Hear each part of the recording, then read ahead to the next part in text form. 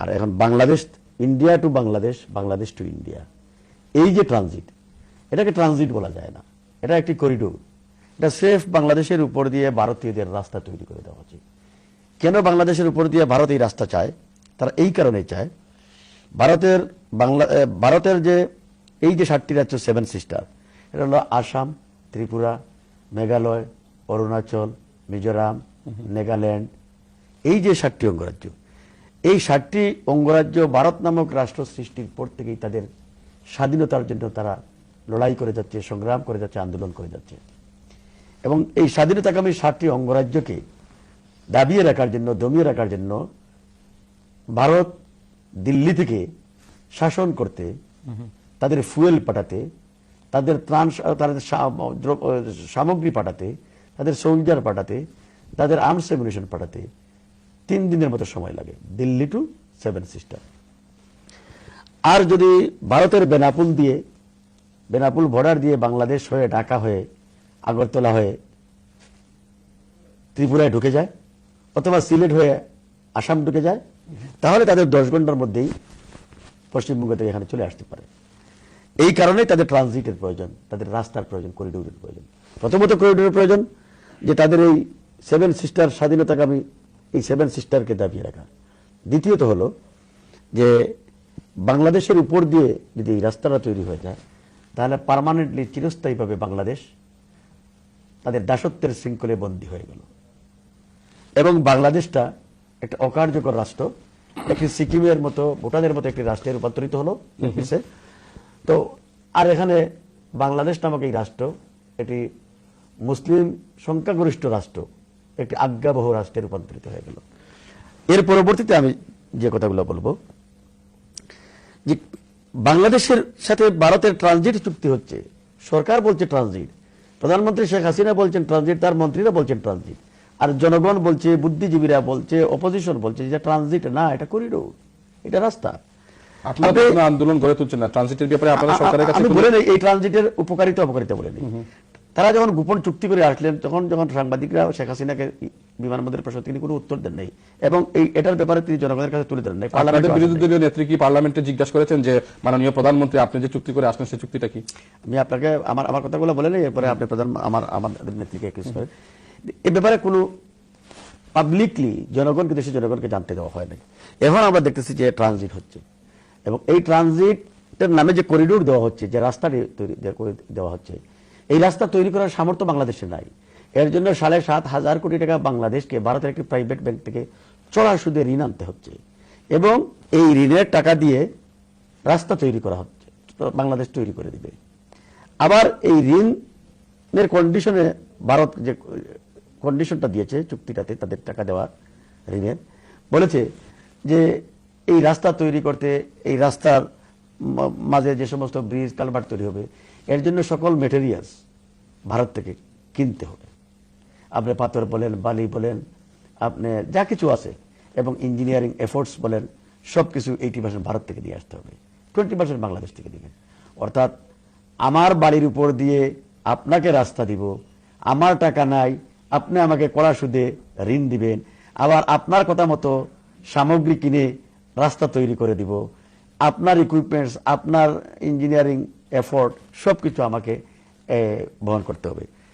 কতটুকু দুঃখজনক এবং বেদনাজনক, কতটুকু একটি নতজানু পররাষ্ট্র নীতি হতে পারে বা ট্রিটি হতে পারে, চুক্তি হতে পারে, যে এখানে ভারতের, আমার নামটা ঠিক খেয়াল নাই, ভারতের একজন সাবেক হাই কমিশনার যিনি বাংলাদেশ চাকরি করতেন, তিনি, আমি একটা পত্রিকা দেখেছিলাম, তার নামটা খেয়াল, তিনি বলেছিলেন যে বাংলাদেশ যে ভারতকে ট্রানজিট দিচ্ছে, যে রাস্তা দিচ্ছে, এটাই না কত, এই রাস্তার জন্য যা যা করা প্রয়োজন, যে সমস্ত টাকা পয়সা, অর্থনৈতিক ইনভলভমেন্ট প্রয়োজন, এগুলো ইন্ডিয়ার করা উচিত, এগুলো বাংলাদেশ দিবে কেন? এখন বাংলাদেশের উপর দিয়ে রাস্তাও, আবার টাকাও তাদের কাছে করা সুদে, আবার তাদের সমস্ত গুডস আমাদেরকে ক্রয় করতে হবে। তো কত বড় দাসত্বের শৃঙ্খলে বন্দী করা হচ্ছে। তো এই যে কাজটা করা হচ্ছে, এই কাজের মাধ্যমে আমরা শুধু আমাদের সার্বভৌমত্বই হারাবো না, আমরা একটা ব্যাটল ফিল্ডে রূপান্তরিত হব। আপনি এই 7 সিস্টারের স্বাধীনতাকামী সকল অর্গানাইজেশনগুলো, সংস্থাগুলো, তারা অলরেডি অনেক আগে থেকে ডিক্লারেশন দিয়ে দিয়েছে যে যেদিন ট্রানজিট এর দিকে দিয়ে দিবে, রাস্তা দিয়ে দিবে ভারতকে, আমাদেরকে দমানোর জন্য, সেদিন আমরা তখন আর আমাদের এই 7 সিস্টারের মধ্যে আমরা ফাইট করব না। আমাদের ফাইট হবে বাংলাদেশের উপর দিয়ে, যে বাংলাদেশ কেন এই কাজটা করলো। তো সিলেট, কুমিল্লা, এই চিটাগাং, এই অঞ্চলটা প্রথম এই ব্যাটলফিল্ডে রূপান্তরিত হবে। গুলি, বারুদ, বোমার বারুদে আমরা ওই আঘাতপ্রাপ্ত হব এবং আমাদের এই সন্তানরা, আমাদের ভবিষ্যৎ প্রজন্মরা বিকলাঙ্গ হবে এবং আমরা ব্যাটলফিল্ডে রূপান্তরিত হয়ে যাব। তার মানেই বাংলাদেশকে ভারতের প্রয়োজন, এই জমিটুকু তাদের প্রয়োজন, এর উপর দিয়ে রাস্তা নিতে হবে, এটার সভরেন্টি রাখা যাবে না। যাই করা তাই হচ্ছে, এই ট্রানজিট এই দিচ্ছে। আপনি বলতেছেন যে আপনাদের নেত্রী প্রতিবাদ করেন না কেন? আমাদের নেত্রী প্রতিবাদ করছেন না, এই কথা ঠিক না। আমাদেরকে প্রতিবাদ করছে। আপনি পার্লামেন্টের কথা বলছেন, পার্লামেন্টে তো এখানে বসারই মানে কোনো পরিবেশ নাই। এখানে তারা তো একদলীয় পার্লামেন্ট চায়, তারা তো একতরফাভাবে সবকিছু করছেন। আপনি দেখেন না, এই তো কিছুদিন আগে তারা যে পার্লামেন্টে 15 অ্যামেন্ডমেন্ট করলেন, 15 অ্যামেন্ডমেন্টের মাধ্যমে তারা তত্ত্বাবধায়ক সরকার পদ্ধতি বাতিল করে দিলেন এবং নিরপেক্ষ নির্বাচনের যে বিধি ব্যবস্থা ছিল এই দেশের এই কোটি কোটি মানুষের সংগ্রামের ফসল, রক্তের বিনিময়ে, শহীদদের রক্তের বিনিময়ে অর্জিত যে তত্ত্বাবধায়ক সরকার নিরপেক্ষ নির্বাচনের যে পদ্ধতিটা ছিল, যে ভোট এর অধিকারের যে রাইটটা ছিল, সেটা বন্ধ করে দিয়ে আজকে দলীয় একদলীয় শাসন ব্যবস্থার দিকে শেখ হাসিনা ধাবিত হয়েছে।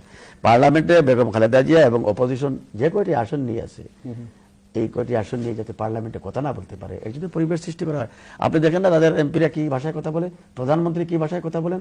প্রধানমন্ত্রী পার্লামেন্টে গিয়ে খালেদা জিয়ার বিরুদ্ধে প্রথমে উনার বক্তব্য, উনার এমপিদের একই বক্তব্য, উনার মন্ত্রীদের একই বক্তব্য। একটা কথা আমি আপনাকে বলি, পার্লামেন্টে কোনো পরিবেশ নেই, দেশেও কোনো রাজনীতির পরিবেশ নেই। এখানে হচ্ছে প্রতিশোধ, প্রতিহিংসা পরায়ণ রাজনীতির বহিঃপ্রকাশ এবং প্র্যাকটিস। শেখ হাসিনা গত কয়েকদিন আগে তিনি বলেছেন, এই সারা জাতির কাছে সামনে বলেছেন যে আমি মেয়ে বঙ্গবন্ধু শেখ মুজিবুর রহমানের হত্যার যদি বিচার না করি তাহলে তো আমি দায়ী থাকবো, এবং আমি তার মেয়ে হয়ে তার হত্যাকারীদেরকে যদি আমি ফাঁসির কাছে না ঝুলাই তাহলে তো আমি দায়ী হয়ে যাব। একজন প্রধানমন্ত্রীর কাছ থেকে প্রতিহিংসা পরায়ণ, প্রতিশোধমূলক কোনো বক্তব্য দেশের মানুষ কখনো আশা করতে পারে না। এটা স্টেটম্যানের কোনো বক্তব্য হতে পারে না। তাহলে প্রমাণিত হয় প্রধানমন্ত্রী শেখ হাসিনা, সরকারি দল আওয়ামী লীগ, তারা দেশ পরিচালনায় জনগণের স্বার্থের কথা তাদের কাছে মুখ্য না।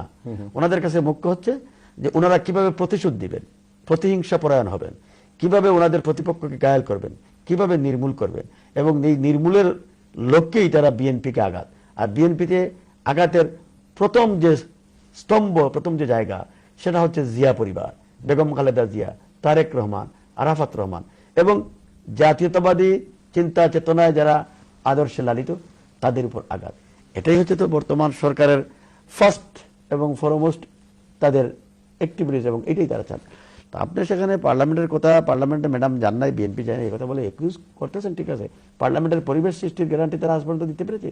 তারা পারে নাই। এবং তারা তো বহুদলীয় গণতন্ত্রের বিশ্বাস তারা করেন না বলেই তো স্বাধীনতা উত্তর বাংলাদেশে এই গণতান্ত্রিক পরিবেশে, পরিস্থিতিতে তাদের নেতা শেখ মুজিবুর রহমান সাহেব, তিনি মাত্র 15 মিনিট, আধা ঘন্টার মধ্যেই একদলীয় শাসন ব্যবস্থা বাকশাল কায়েম করলেন, মাল্টিপার্টি ডেমোক্রেসিকে ইলিমিনেট করলেন, কিল করে দিলেন ডেমোক্রেসিকে, সংবাদপত্রের স্বাধীনতা হরণ করলেন, মানুষের স্বাধীনতা হরণ করলেন। আপনাকে